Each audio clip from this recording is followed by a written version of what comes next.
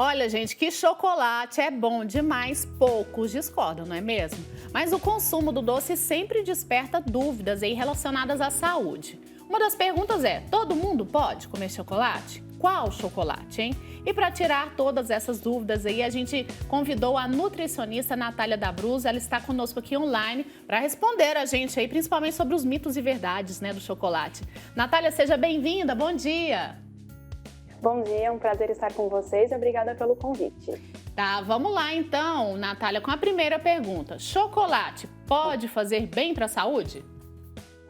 Por que não, né? Se é mais fácil a gente falar só do mal, ele não precisa ser vilão, nem mocinho, então pode sim, ele pode entrar numa dieta totalmente. Em que sentido o chocolate ele pode ser benéfico, então? O que tem no chocolate que pode ajudar aí a nossa saúde? Nós temos o cacau, então ele é rico em flavonoides, que vai fazer uma proteção cardiovascular.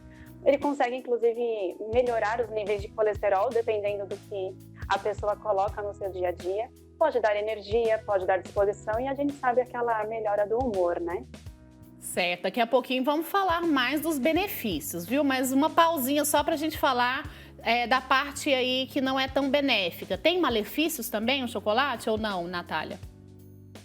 Tem, principalmente os que são muito concentrados em gordura. Então, quando a gente fala, por exemplo, em uma criança, ela pode ter uma hiperatividade ali associada. Se nós falamos numa pessoa que já está com excesso de peso e não consegue comer um quadradinho de 25 gramas, né, que é sempre o que a gente fala, também aí é um problema, porque começa a compulsividade. Eu queria entender por que tanta gente sente essa necessidade grande de comer chocolate. Eu queria saber qual é a ação do chocolate no organismo que nos dá essa sensação tão boa de muita gente chegar a dizer que é viciada em chocolate, que não pode ficar sem. O que acontece no nosso organismo que essa necessidade bate tão forte? O chocolate ele contém triptofano, que é um precursor de serotonina, que a gente chama de hormônio do bem-estar e prazer. Então, ele dá essa sensação de comfort food, né? Então, quando dá aquela calma, abraça a mesma alma. Então, se você está um pouco mais triste, geralmente recorre ao chocolate. Se você está feliz, recorre ao chocolate. Então, tem várias situações que nos levam sempre a recorrer como um conforto mesmo. Certo. Agora, Natália, o vício, ele existe também em relação ao chocolate ou não? É somente essa vontade mesmo de comer? Ou é viciante realmente quem costuma comer ali muito, enfim, fica sente falta mesmo, o organismo sente falta? Conseguiu ouvir a pergunta? Você conseguiu ouvir, Natália? Não. Eu te pergunto... Caiu a imagem. Tá ouvindo a gente agora? Posso falar? Vou repetir a pergunta, então. Eu te perguntei se o chocolate, ele vicia realmente, ou é só mesmo aquela vontade que a gente tem de comer, ou tem a relação mesmo do vício, que é quando a gente fica sem, por exemplo, e sente falta, o organismo ali, ele reage com a falta dessa substância, por exemplo.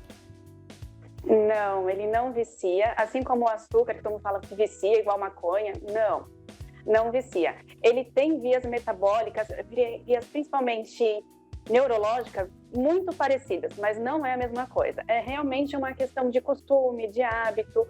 Quando uma pessoa, por exemplo, ela faz uma promessa ou ela faz uma reeducação, ela resolve tirar por um tempo, até quando ela volta a comer, geralmente ela cita: nossa, meu paladar mudou. Eu não consigo ficar mais com aquela mesma quantidade de chocolate ou aquele mesmo sabor, porque é uma questão adaptável. Então é um mito, né? Importante isso aí que a senhora trouxe pra gente. Não existe uma dependência do chocolate, né? Não. E é verdade que o chocolate pode reduzir o risco de depressão ou isso também é outro mito? Ontem eu acabei fazendo um levantamento bibliográfico, sabe, de alguns artigos mais recentes. Não tem nenhum que concluiu isso. Na verdade, nós temos alguns estudos observacionais, ou seja, eles pegaram, por exemplo, pesquisas grandes de anos, de décadas, e eles fizeram cruzamento de dados, onde eles perceberam que algumas pessoas que tinham um consumo elevado de chocolate, um consumo maior de chocolate, poderiam ter alguma queda na depressão, mas isso não foi significativo. Então, ele não ajuda na depressão, ele, na verdade, vai ajudar no conforto daquele momento, mas não substitui. O que eles também relataram nesses mesmos artigos, que, na verdade, é a dieta associada, né, um estilo mais assim mediterrâneo, que poderia, junto com o chocolate, trazer essa melhora. Ah, certo, tá esclarecido então. Agora, Natália, fala um pouquinho sobre os tipos de chocolate, né? Tem aquele chocolate que é o mais indicado, que é o mais saudável. Qual é ele? Quais são os que a gente poderia até deixar de lado aí, que não são saudáveis? Com certeza o meio amargo, que não é o que a maioria gosta. Não sei vocês no caso, mas a quantidade de cacau é significativa, então quanto mais cacau, mais benefícios ele possui. E o que a gente menos recomenda é o chocolate branco, né? Que vem aí com o nome chocolate, mas na verdade ele não tem nada de cacau em si. Ele é pura gordura. Tá certo. Ixi, quem gosta de chocolate branco, então, ficou triste agora, viu? Eu fiquei triste agora, viu? Porque sou fã de um chocolate branco, viu? E no caso dos diabéticos, eles podem comer? Tem que ser algum chocolate específico? Por exemplo, o consumo do cacau, para quem é diabético, faz mal ou não tem nada a ver? Boa pergunta. Do cacau, não tem nenhum problema, pode ser consumido sim por diabético. Já no caso do chocolate em si, aí no diabético descompensado, o ideal é o chocolate diet, mas que tem que estar escrito lá, 0 de açúcar, porque esse é um erro muito comum. Pela nossa lei de rotulagem, diet não significa 0 de açúcar, ele pode significar 0 de qualquer tipo de nutriente. Então, a pessoa diabética, ela tem que ler essa informação, 0. Deu uma travadinha ali Vamos ver se voltou. Então, ela explicando o rótulo ali, gente, que fazendo alerta, né? A nutricionista Natália aí falando pra gente que é preciso ler direitinho o rótulo, né? Deixa eu ver se voltou. Voltou, Natália? Tá aí? Voltou. Então, esse alerta, então, para ler bem ali, que o 0 tem que ser 0 em relação ao açúcar, né? Para as pessoas diabéticas. Sim, e que ela esteja dentro do controle. Se é, por exemplo, uma diabetes que está compensada, controlada por medicação pela dieta, é bonitinho, um chocolate não vai prejudicar de jeito nenhum, mas tem que estar sempre bem regulado. Mas esse chocolate é de quanto em quanto tempo? Pode por dia, por exemplo? E que quantidade? Dependendo da situação, pode. A média de 25 gramas, aquele tabletinho pequeno. Aí a pergunta é, consegue comer só isso? Vai comprar barra e acabar comendo tudo? Então tem que ter esses limites. Tem que ter o controle, né, Natália? Acho que a dosagem aí é o segredo para que a gente possa consumir o chocolate sem que ele traga prejuízos grandes aí para a nossa saúde, né? Quando você diz que um alimento diet ele pode ser 0, qualquer tipo de nutriente, você mencionou aí que é importante que os diabéticos se atentem para que seja 0 açúcar. E mesmo esse 0 açúcar, ele pode fazer mal de alguma maneira para as pessoas diabéticas ou para o público em geral? Isso é um grande, realmente, modismo que tem, né? Estou, por exemplo, em um processo de emagrecimento, eu vou no diet.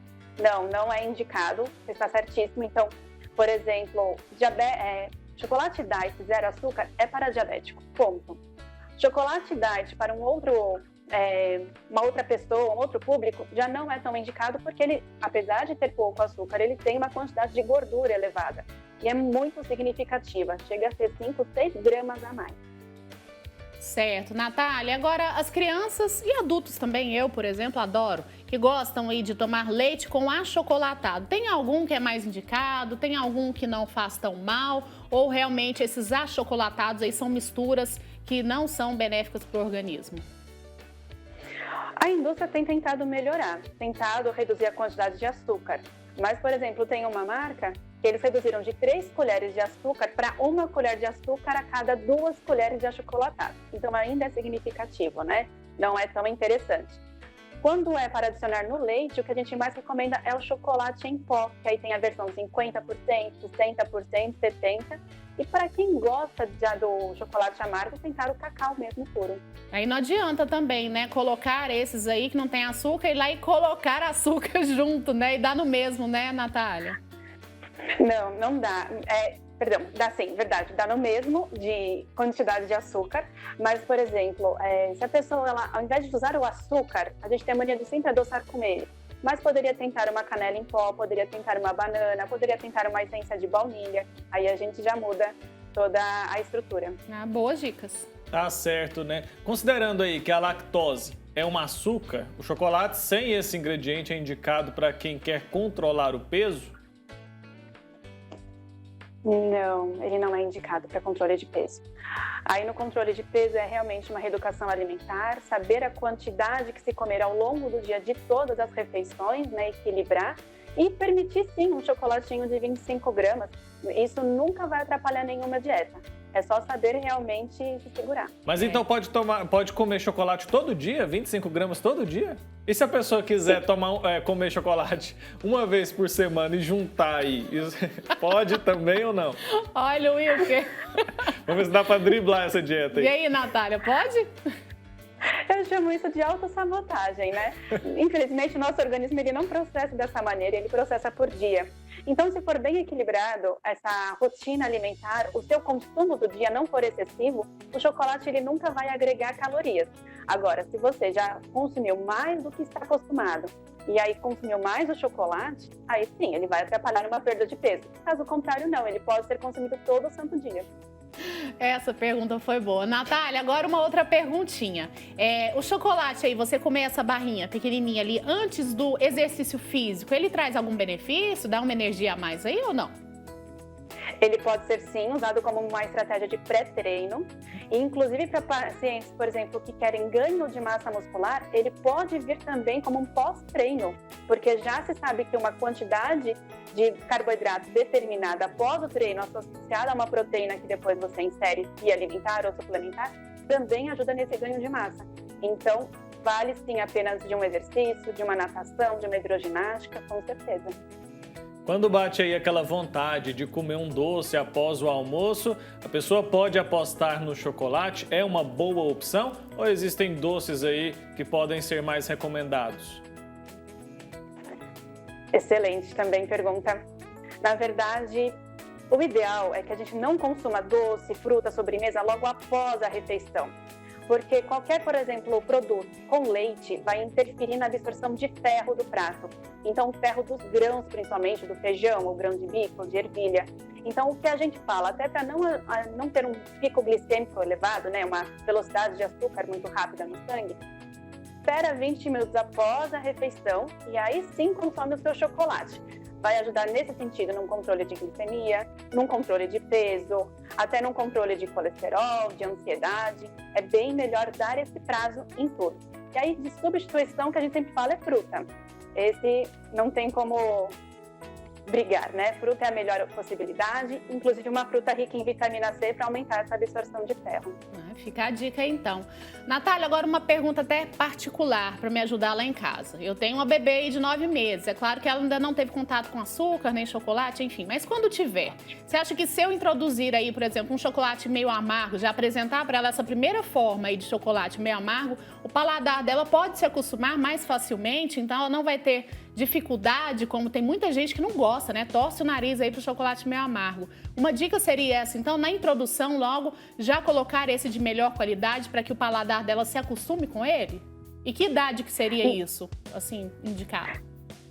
Tá, não necessariamente precisa introduzir o chocolate agora. Qual seria a minha sugestão ou minha atuação se fosse, né, num atendimento? Que você realmente não oferecesse nada doce. Vai oferecer frutas, doces com fruta, mas ficar focado nessa parte. Deixar para ela experimentar chocolate ou qualquer outro produto assim, mas depois dos 2 anos de idade. E aí, realmente, quando apresentar, oferecer o chocolate um pouquinho mais amargo. Porque quanto mais tardiamente ela sentir esse sabor doce, melhor e mais maturidade ela tem de paladar. Tá explicado, Natália. A gente tem uma pergunta que foi enviada por um telespectador. Eu não recebi aqui o nome desse telespectador, mas está perguntando assim, ó, quem fez bariátrica pode consumir chocolate normal ou tem que ser algum específico? Ou não é bom consumir de nenhuma maneira? Dependendo do tempo dessa bariátrica, o ideal é que ele consuma chocolate diet, porque ele pode ter a síndrome de dumping, que é quando ele consome uma quantidade pequenininha de açúcar, mas é o suficiente para ele sentir tremor, tontura, e tem síndrome de dumping muito forte, que a pessoa perde o sentido. Então, diet. Existe algum chocolate em que a indústria ali misture a cafeína? Todo chocolate tem essa composição também ou não? O cacau, naturalmente, ele já tem cafeína. Ah, tá explicado então. Tá até relacionado à parte da energia também, deve estar por aí nessa composição, né, Natália? Então tá, tem mais alguma dúvida, Wilker? Não, pra mim tá tudo esclarecido. Fiquei feliz ao saber que dá pra comer chocolate todo dia. Mas não pode juntar e comer tudo de uma vez, não é acumulativo. Tá bom, Natália, obrigada então, viu, pela entrevista, pelos esclarecimentos. Até uma próxima oportunidade. Obrigada eu e obrigada pelo convite novamente.